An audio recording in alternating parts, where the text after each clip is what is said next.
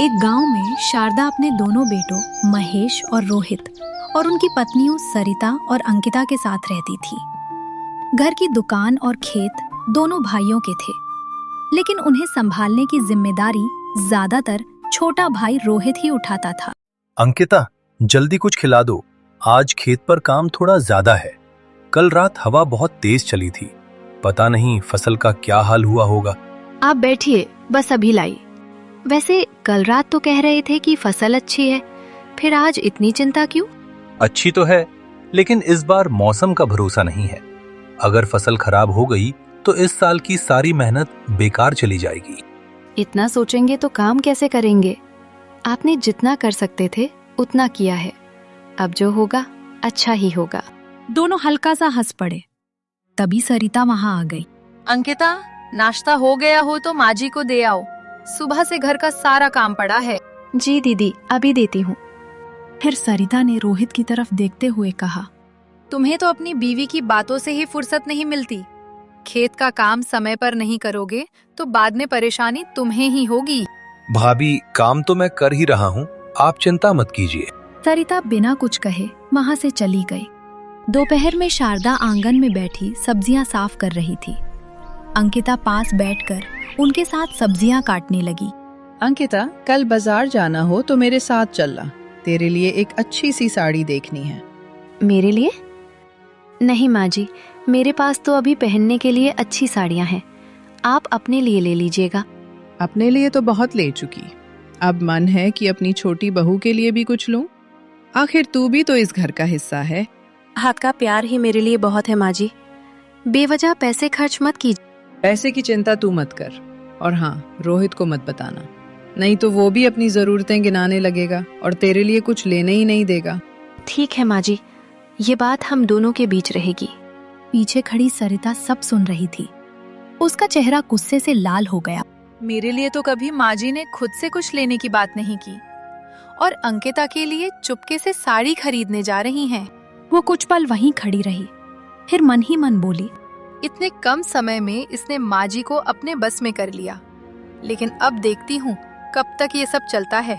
सरिता वहां से चली गई, लेकिन उसके मन में अंकिता को लेकर जलन पहले से कहीं ज्यादा बढ़ चुकी थी। दोपहर के समय रोहित दुकान पर ग्राहकों को सामान देने में व्यस्त था। महेश हमेशा की तरह बाहर कुर्सी पर बैठा उसे काम बता रहा था। रोहित, पहले ये चावल वाली बोरी अंदर रख दे, फिर पैसों का हिसाब देख लेना। शाम को नया माल आने वाला है, उससे पहले सब ठीक कर लेना। जी भैया, पहले बोरी अंदर रख देता हूँ, उसके बाद पैसों का हिसाब भी देख लूंगा। और हाँ, तेल के डिब्बे भी गिन लेना, पिछली बार 2 डिब्बों का हिसाब कम निकला था। जी भैया, इस बार मैं एक एक डिब्बा अच्छे से गिन लूंगा, आप चिंता मत कीजिए। तभी एक ग्राहक दुकान पर आया। रोहित बेटा, 1 किलो चीनी और आधा किलो चाय पत्ती दे देना, घर में मेहमान आए हैं। जी काका, अभी देता हूँ, आप बैठ जाइए, मैं सामान बांध देता हूँ। दुकान पर काम चलता रहा। महेश जो भी कहता, रोहित बिना किसी शिकायत के उसकी बात मानकर काम करता जाता। उधर सरिता अपने कमरे में तैयार हो रही थी। तैयार होने के बाद वो मुस्कुराते हुए कमरे से बाहर निकल आई। आंगन में पहुंचकर सरिता जानबूझकर अंकिता के पास जाकर खड़ी हो गई। अंकिता, देख तो कैसा लग रहा है मेरा नया हार। बहुत सुंदर है दीदी, आप पर तो ये हार बहुत अच्छा लग रहा है। कल तेरे जेठ जी बाजार गए थे, मैंने तो बस ऐसे ही पसंद करने की बात कही थी, लेकिन वो मेरे लिए सच में खरीद लाए। कहते हैं तुम्हें पसंद आया है तो तुम्हारे गले में ही अच्छा लगेगा। सरिता की बातों में दिखावा साफ झलक रहा था। सच में दीदी, जेठ जी आपका बहुत ख्याल रखते हैं, आप बहुत भाग्यशाली हैं। हाँ, आखिर पति अगर कमाता ही इसलिए है कि अपनी पत्नी की पसंद पूरी कर सके, तो फिर पत्नी को भी उसका फायदा मिलना चाहिए ना। अंकिता ने कुछ नहीं कहा, बस हल्की सी मुस्कान उसके चेहरे पर बनी रही। लेकिन सरिता की बात उसके मन में कहीं चुभ गई थी। मुझे गहनों का लालच नहीं है, बस कभी कभी लगता है कि रोहित भी अपनी मेहनत की कमाई में से मेरे लिए कुछ कर पाते। सुबह से शाम तक दुकान और खेत का काम करते हैं, फिर भी अपनी कमाई पर उनका कोई अधिकार नहीं। क्या हुआ, इतनी चुप क्यों हो गई? कुछ नहीं दीदी, हार सच में बहुत सुंदर है। अंकिता कुछ पल उसे देखती रही, फिर चुपचाप अपने काम में लग गई। शाम के समय सरिता अपनी 3 सहेलियों पूजा, रमा और नेहा के साथ बैठी थी। वो बड़े उत्साह से उन्हें अपना नया सोने का हार दिखा रही थी। देखो, ये हार महेश कल ही मेरे लिए लेकर आए हैं। मैंने बस पसंद करने की बात कही थी और उन्होंने तुरंत मेरे लिए खरीद लिया। बहुत सुंदर है सरिता। महेश जी सच में तुम्हारी पसंद का बहुत ख्याल रखते हैं। वैसे तुम्हारी देवरानी अंकिता भी बहुत अच्छी है। पिछली बार तुम्हारे घर आई थी तो उसने बड़े प्यार से हमारी खातिरदारी की थी। सरिता का चेहरा तुरंत बदल गया। अच्छा, अब मेरे सामने उसकी तारीफ मत शुरू कर देना। अरे इसमें नाराज होने वाली क्या बात है?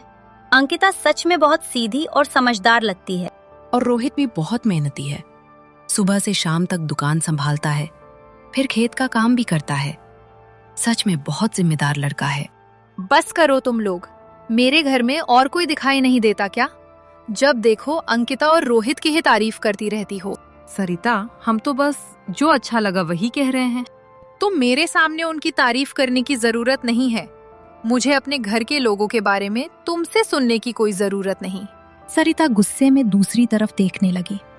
उसकी सहेलियां चुप हो गईं, लेकिन सरिता के मन में अब अंकिता और रोहित को लेकर जलन और बढ़ चुकी थी।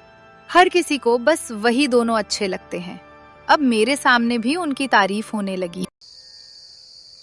रात का समय था। घर के सभी लोग खाना खाकर अपने अपने कमरों में जा चुके थे। रोहित और अंकिता भी अपने कमरे में बैठे दिन भर की बातें कर रहे थे। सुनिए, एक बात पूछूं? आप सुबह से शाम तक दुकान और खेत दोनों का काम संभालते हैं। इतनी मेहनत के बाद भी आपके हाथ में अपने खर्च के लिए कुछ नहीं रहता। अरे इसमें परेशान होने वाली क्या बात है अंकिता? घर का काम है तो मेहनत भी करनी ही पड़ेगी। मैं आपकी मेहनत को गलत नहीं कह रही। आज भाभी मुझे अपना सोने का हार दिखा रही थी। उनके पास अपने लिए इतना कुछ है। मैं आपसे हार नहीं मांग रही, लेकिन कभी कभी मेरा भी मन करता है कि आप अपनी कमाई से मेरे लिए कुछ लेकर आए। रोहित कुछ पल चुप रहा, फिर प्यार से अंकिता की तरफ देखते हुए बोला, अंकिता, तुम भैया भाभी को गलत मत समझो। उन्होंने कभी मेरे साथ बुरा नहीं किया। मैं दुकान पर मेहनत करता हूँ तो इसलिए कि इसी घर की कमाई से हम सबका घर चलता है। रोहित की बातों में अपने परिवार के लिए सच्चा अपनापन था।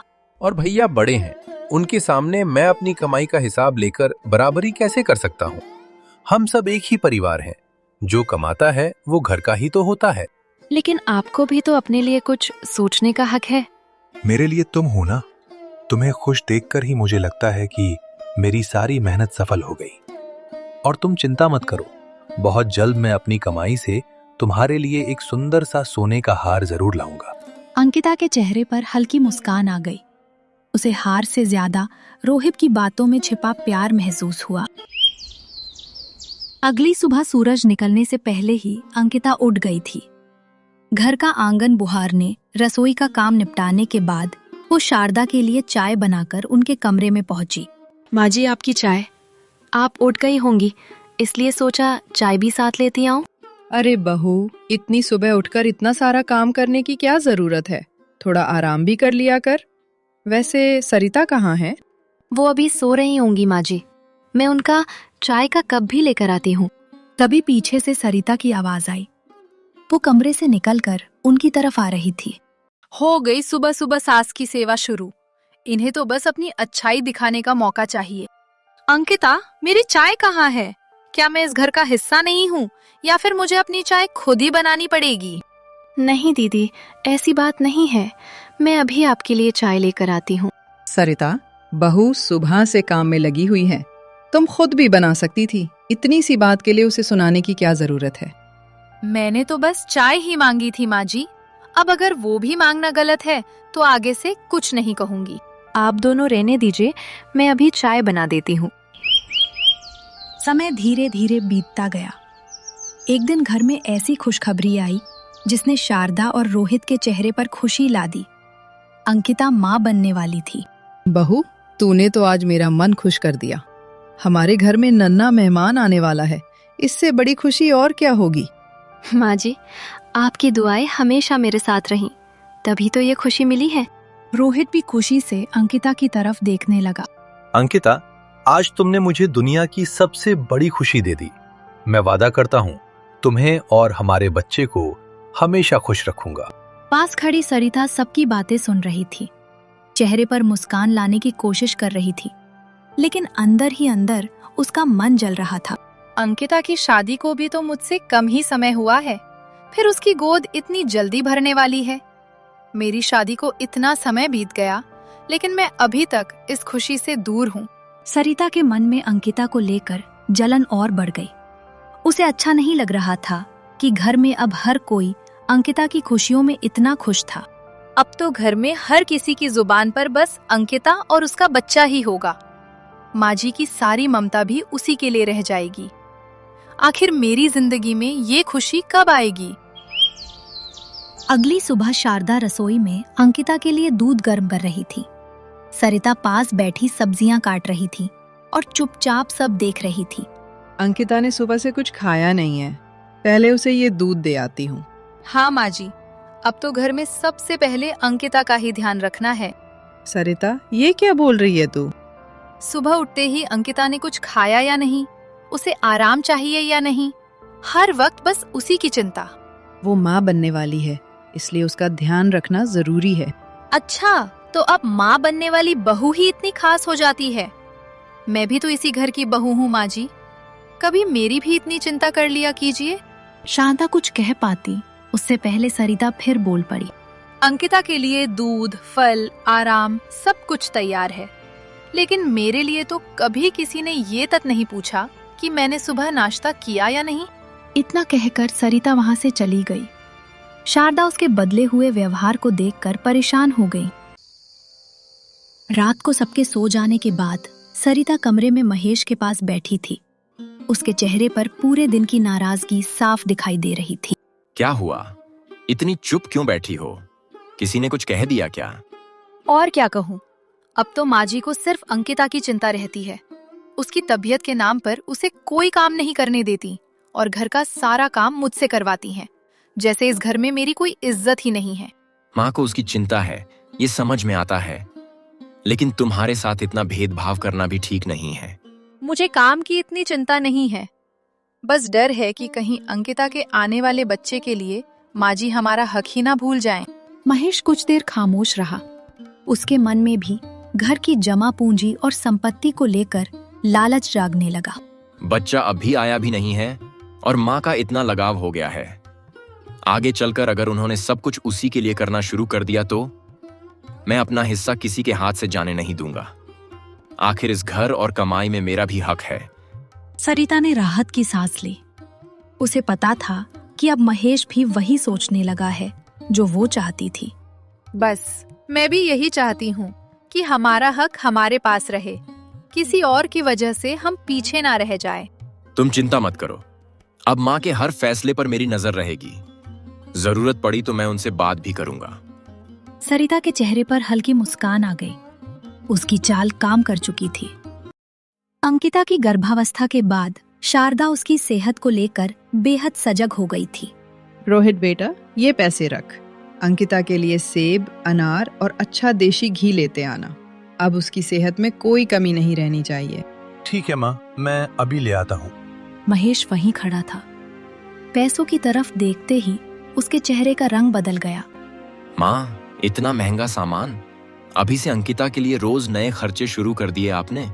माँ जी, भैया ठीक कह रहे हैं, मेरे लिए इतना खर्च मत कीजिए। मैं साधारण खाना खाकर भी ठीक रहूंगी। तू चुप कर बेटा, तेरी और बच्चे की सेहत से बढ़कर मेरे लिए कुछ नहीं है। यही तो बात है माँ, आपको अब सिर्फ अंकिता की चिंता दिखाई देती है। घर की कमाई कितनी है और खर्च कितना हो रहा है, इसका भी तो ध्यान रखिए। भैया, माँ अपनी बहू के लिए सामान ला रही हैं। इसमें आपको इतना गुस्सा करने की क्या जरूरत है? तभी सरिता ने महेश का साथ देते हुए बात और चुभा दी। रोहित, गुस्सा करने की जरूरत नहीं है। बस इतना समझ लो कि घर की कमाई किसी एक की जरूरतों पर खर्च करने के लिए नहीं होती। सरिता, मेरी बहू की जरूरतों को लेकर उसे ताना देने की जरूरत नहीं है। जब तक मैं इस घर में हूँ, अपनी बहू और उसके बच्चे के लिए मुझे किसी की इजाजत नहीं चाहिए। महेश और सरिता एक दूसरे को देखने लगे। शारदा का जवाब दोनों को और चुभ गया था। सुनिए जी, अगर अंकिता ऐसे ही माँ जी की लाडली बनी रही तो हमारा इस घर में कुछ नहीं बचेगा। तुम सही कह रही हो। अब इन्हें सिर्फ रोकना काफी नहीं होगा, कुछ ऐसा करना पड़ेगा कि रोहित और अंकिता खुद इस घर से जाने के लिए मजबूर हो जाएं। बस मैं भी यही चाहती हूँ, लेकिन ऐसा क्या करे कि माँ जी को हम पर शक भी ना हो। उसकी चिंता तुम मत करो, ऐसा खेल खेलेंगे कि गलती भी उन्हीं की लगेगी। सरिता ने हामी में सिर हिलाया। दोनों अब रोहित और अंकिता को घर से अलग करने का रास्ता तलाशने लगे थे। दोपहर में शारदा आंगन में बैठी थी। तभी महेश और सरिता दोनों उनके पास आए। माँ, मैं आपसे एक जरूरी बात करने आया हूँ। अब मुझे लगता है कि घर और खेत का बंटवारा कर देना चाहिए। अरे बेटा, ये कैसी बात कर रहा है तू? क्या अब तुझे अपने ही भाई के साथ रहने में भी परेशानी होने लगी? माँ जी, परेशानी साथ रहने से नहीं है, लेकिन जब घर में किसी की बात और किसी की भावनाओं की कोई कद्र न हो तो अलग रहना ही बेहतर लगता है। बेटा, घर बांट देने से दिलों की दूरियां खत्म नहीं होती, बल्कि और बढ़ जाती हैं। तुम दोनों भाई हो, मिलजुल कर रहो, यही मेरी इच्छा है। माँ, मैंने बहुत सोच कर ये बात कही है। अगर मेरे हिस्से की बात करना भी गलत है तो फिर इस घर में मेरी इज्जत ही क्या है? उसी समय रोहित और अंकिता वहां आ गए। दोनों ने महेश की बात सुन ली। भैया, आप इतना नाराज क्यों हो रहे हैं? अगर हमारी वजह से आपको परेशानी है तो हम अलग हो जाते हैं। देखा आपने, रोहित को भी समझ आ गया कि इस घर में अब साथ रहना आसान नहीं है, इसलिए वो खुद अलग होने की बात कर रहा है। माँ जी, हम नहीं चाहते कि हमारी वजह से आप दोनों बेटों के बीच कोई मनमुटाव हो। अगर हमारे अलग होने से घर में शांति रहती है तो हम पुराने घर में चले जाएंगे। नहीं बेटा, तुम दोनों कहीं नहीं जाओगे। मैं अपने बच्चों को अलग होते हुए नहीं देख सकती। माँ, हम आपसे दूर नहीं होंगे, बस घर अलग होगा, रिश्ता नहीं। आखिरकार खेत का बंटवारा दोनों भाइयों के बीच कर दिया गया। दुकान महेश के पास रही और रोहित अंकिता पुराने घर में रहने चले गए। बंटवारे के बाद पुराने घर में पहली रात दोनों अपना सामान सहेज रहे थे। घर की हालत देखकर अंकिता थोड़ी परेशान हो गई। सुनिए, घर तो किसी तरह मिल गया, लेकिन हमारे पास बचा ही क्या है? खर्च कैसे चलेगा? अब तो दुकान भी हमारे पास नहीं है और आपके पास कोई काम भी नहीं रहा। अंकिता, इतना मत सोचो। आज हालात थोड़े मुश्किल है, लेकिन हम दोनों मिलकर इन्हें बदल देंगे। पर शुरुआत कैसे होगी? घर का खर्च, राशन, सब कुछ तो पैसे से ही चलता है। मैं नहीं चाहती कि मेरी वजह से आप और परेशान हो। तुम मेरी परेशानी नहीं हो अंकिता, तुम मेरी ताकत हो। दुकान चली गई तो क्या हुआ? मेहनत करने के लिए मेरे हाथ अभी भी हैं। अंकिता कुछ पल चुप रही। रोहित की बातों से उसके चेहरे की चिंता थोड़ी कम हुई। मैं कोई ना कोई काम जरूर ढूंढ लूंगा। कम कमाऊंगा, लेकिन अपने दम पर कमाऊंगा। बस आप हिम्मत मत हारना, मैं हर हाल में आपके साथ हूँ। घर छोटा था, सुविधाएं कम थीं, लेकिन दोनों के बीच का भरोसा पहले से कहीं ज्यादा मजबूत था। इधर बंटवारे के बाद महेश और सरिता अपने हिस्से को देखकर मन ही मन बेहद खुश थे। आखिर हमने जैसा सोचा था वैसा ही हुआ। रोहित के हिस्से में वो पुराना घर और बंजर खेत आया और दुकान हमारे पास ही रह गई। हाँ, अब उसे समझ आएगा कि घर से अलग होकर अपनी जिम्मेदारी उठाना कितना मुश्किल होता है। कमाई का सबसे बड़ा जरिया तो हमारे पास ही है। और हम सोच रहे थे कि कहीं माँ जी सब कुछ अंकिता और रोहित को ना दे दें। अब तो उन्हें खुद ही अपने खर्च संभालने पड़ेंगे। सच कहूँ, आज पहली बार लग रहा है कि इस घर पर हमारा ही राज है।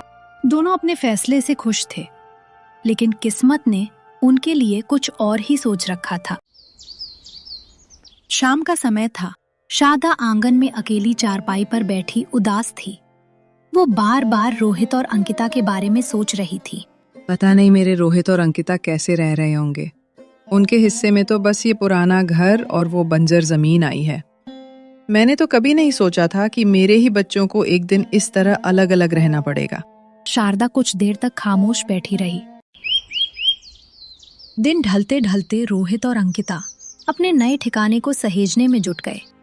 पुराना घर उनकी उम्मीदों जितना बड़ा नहीं था, फिर भी उसमें अपनेपन की एक अलग ही शुरुआत थी। सुनिए जी, घर तो बहुत छोटा है, लेकिन मुझे इसकी चिंता नहीं है। बस माँ की बहुत याद आ रही है। पता नहीं इस वक्त वो हमारे बिना कैसी होंगी। मुझे भी माँ की याद आ रही है, लेकिन अब हमें खुद को संभालना होगा। आज का खाना तो बन जाएगा, लेकिन कल से हमें थोड़ा संभल कर चलना पड़ेगा। कल सुबह से मैं काम ढूंढने जाऊंगा, मेहनत करूंगा, लेकिन तुम्हें किसी के सामने हाथ फैलाने की नौबत नहीं आने दूंगा। और जरूरत पड़ी तो मैं भी काम करूंगी। घर चलाने की जिम्मेदारी सिर्फ आपकी नहीं है। अभी तुम बस घर संभालो, बाकी की चिंता मैं करूंगा। उधर महेश और सरिता के घर में बिल्कुल अलग माहौल था। मेज पर तरह तरह के पकवान सजे थे, पूरी, सब्जी, दाल और खीर। सरिता खुशी से थालियां लगा रही थी। आज तो मैंने इतना खाना बनाया है कि मन भर कर खाएंगे। अब घर में किसी चीज की कमी नहीं रहेगी। दुकान हमारे पास है, अब हमें किसी के सहारे की जरूरत नहीं पड़ेगी। और रोहित को देखिए, बंजर जमीन और पुराने घर को लेकर ऐसे खुश था जैसे उसके हाथ कोई खजाना लग गया हो। कुछ दिनों में खुद समझ जाएगा कि असली फायदा किसके हिस्से में आया है। अभी शारदा वहां आकर बैठ गई। उसने मेज पर रखे पकवान देखे, लेकिन उसका चेहरा उदास था। माँ जी, आज आपकी पसंद के भी पकवान बनाए हैं, आप खाना शुरू कीजिए। खाना तो बहुत अच्छा बना है बहू, लेकिन आज न जाने क्यों मन नहीं लग रहा। क्या हुआ माँ? बस रोहित और अंकिता की याद आ रही है। पता नहीं दोनों ने खाना खाया भी होगा या नहीं। आज उनके घर में पहली रात है। माँ जी, आप इतनी चिंता मत कीजिए, अंकिता सब संभाल लेगी। वो संभाल लेगी, लेकिन माँ का मन कैसे संभलेगा? रोहित बचपन से मेरे पास बैठकर खाना खाता था। आज पहली बार वो मेरे सामने नहीं है। कुछ महीने बीत गए। रोहित और अंकिता ने मिलकर घर और खेत की जिम्मेदारियां संभाल ली थीं। धीरे धीरे उनकी मेहनत रंग लाई और घर की हालत पहले से बेहतर होने लगी। देखिए जी, शुरुआत में तो मुझे बहुत डर लग रहा था, लेकिन अब लगता है हम सब संभाल लेंगे। हाँ अंकिता, बस तुम मेरा साथ ऐसे ही देती रहना, फिर हमें किसी चीज की चिंता नहीं होगी। उनके छोटे से घर में अब पहले से कहीं ज्यादा सुकून था। उधर कुछ समय में महेश और सरिता की हालत बिगड़ने लगी। खेत की फसल सूखने लगी थी और दुकान पर भी ग्राहकों की आवाजाही कम हो गई थी। सुनिए, दुकान पर तो जैसे सन्नाटा छाया रहता है और खेत की हालत भी दिन ब दिन खराब होती जा रही है। महेश चुपचाप बैठा रहा। सरिता ने कुछ पल बाद फिर कहा, अगर आपसे दुकान और खेत दोनों नहीं संभल रहे तो ऐसे कब तक चलेगा? मुझे डर है कहीं हम अपनी सारी जमा पूंजी भी न गवा दें। महेश को उसकी बात चुभ गई। वो गुस्से में बोला, तुम्हें सिर्फ मेरी गलती दिखाई देती है? कभी ये भी सोचा है कि रोहित के साथ बंटवारा करने की जिद किसकी थी? रोहित चुपचाप दुकान भी संभालता था और खेत भी। उसके रहते कभी ऐसी नौबत नहीं आई। हमने सोचा था कि सब कुछ अपने पास रखकर हम आराम से रहेंगे, लेकिन शायद हमसे बहुत बड़ी गलती हो गई। सरिता कुछ नहीं बोली। दोनों के सामने अब अपनी ही गलती साफ दिखाई दे रही थी। सुबह रोहित अपने खेत में मेहनत कर रहा था। काम करते करते उसकी नजर सामने महेश के खेत पर पड़ी। पूरा खेत सूख चुका था, फसल बर्बाद हो गई थी। भैया की तो पूरी फसल बर्बाद हो गई। न जाने वो इतना बड़ा नुकसान कैसे संभालेंगे। हमारे बीच चाहे कितना भी कुछ हुआ हो, आखिर वो मेरे बड़े भाई हैं। उनकी तकलीफ देखकर मुझे खुशी नहीं हो सकती। इतना कहकर रोहित फिर अपने खेत के काम में लग गया। कुछ ही समय में महेश और सरिता के घर की हालत और बिगड़ गई। दुकान बंद जैसी रहने लगी थी, आमदनी रुक गई थी और खर्च चलाने के लिए महेश पर काफी उधार चढ़ चुका था। घर के खर्चे पूरे नहीं हो रहे हैं, ऊपर से उधार बढ़ता ही जा रहा है। अगर दुकान ऐसे ही बंद पड़ी रही तो हम क्या करेंगे? मैं भी यही सोच सोच कर परेशान हूँ। समझ नहीं आ रहा कि इस हालात से बाहर कैसे निकलें। हालात तो बहुत बिगड़ गए हैं, समझ नहीं आ रहा अब क्या करें। शायद रोहित को वापस बुला लें। हो सकता है वो हमारी हालत देखकर हमारी मदद कर दे। पता नहीं माँ, रोहित अब हमारे साथ वापस आना चाहेगा भी या नहीं। हाँ, हमने उसके साथ जो किया उसके बाद शायद वो हमारी मदद करने के लिए तैयार न हो। तुम दोनों एक बार उससे बात तो करो। मेरा रोहित दिल का बहुत अच्छा है, वो तुम्हें निराश नहीं करेगा। शाम के समय महेश और सरिता भारी मन से रोहित और अंकिता के घर पहुंचे। रोहित ने उन्हें दरवाजे पर देखा तो थोड़ी हैरानी हुई। अरे भैया भाभी, आज इस गरीब की झोपड़ी में कैसे आना हुआ? महेश की नजरें झुक गई। उसने धीमी आवाज में कहा, रोहित, हमें माफ कर दे। हमने तेरे साथ बहुत गलत किया। हाँ देवर जी, हमें अपनी गलती का एहसास हो गया है। दुकान और खेत दोनों की हालत खराब हो गई है। घर का खर्च चलाना भी मुश्किल हो गया है। तू हमारे साथ वापस चल। पहले की तरह सब मिलजुल कर रहेंगे। इस बार तुझे कभी शिकायत का मौका नहीं देंगे। रोहित ने दोनों की बात ध्यान से सुनी और फिर शांत स्वर में बोला, भैया, आपकी हालत सुनकर मुझे बहुत दुख हुआ। आपने जो किया उसे मैं दिल से माफ करता हूँ, लेकिन उस घर में वापस जाना मेरे लिए संभव नहीं है। महेश ने उम्मीद से उसकी ओर देखा। रोहित ने आगे कहा, भगवान की कृपा से मेरी कमाई ठीक चल रही है। मैं आपकी मदद जरूर करूंगा, जितना मेरे बस में होगा, लेकिन अपनी इज्जत और सुकून छोड़कर वापस उसी घर में नहीं लौट सकता। भैया, रिश्ते दिल से निभाए जाते हैं, लेकिन जहाँ मन को बार बार ठेस मिले वहाँ लौटना आसान नहीं होता। हम आपकी मदद जरूर करेंगे, पर अपना घर छोड़कर नहीं जाएंगे। महेश और सरिता दोनों चुप खड़े रहे। उन्हें पहली बार समझ आया कि रोहित ने बदला नहीं लिया था, बस अपनी आत्मसम्मान की सीमा तय कर ली थी।